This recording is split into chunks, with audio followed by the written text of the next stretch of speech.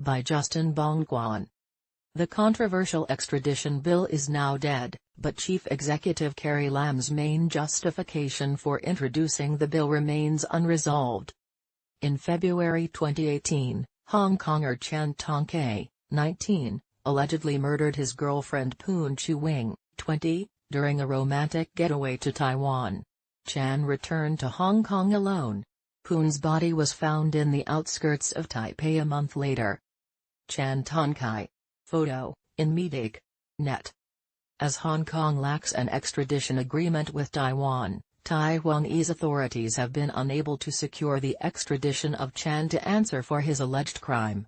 Had the bill been passed, it would have implemented legislative amendments allowing Hong Kong to extradite suspects to jurisdictions with which the city lacks an extradition agreement, including mainland China.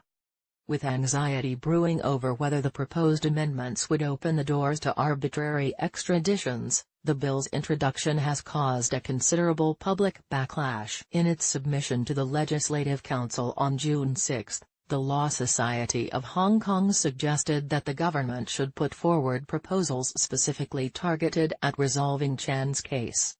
More specifically, the Law Society proposed that Hong Kong courts could be granted extraterritorial jurisdiction to try Hong Kong persons accused of committing serious crimes in other jurisdictions. Could this be the solution to the woes of Poon's family without triggering another constitutional crisis?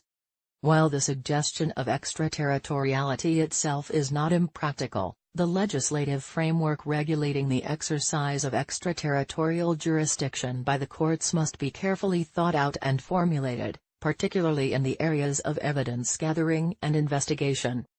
While Hong Kong has been embroiled in the extradition row with Chan's case at an impasse, another melee 23 years in the making has been causing a stir in France and Ireland.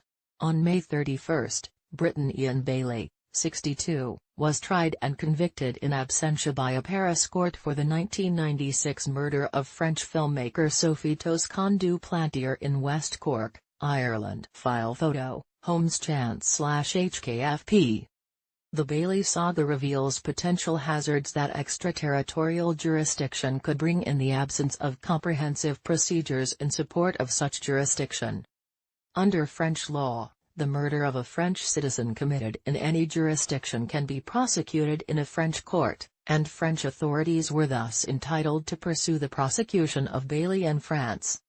However, the differences between the criminal justice systems of France and Ireland and a seeming absence of appropriate bridging of such differences raise the possibility of a miscarriage of justice.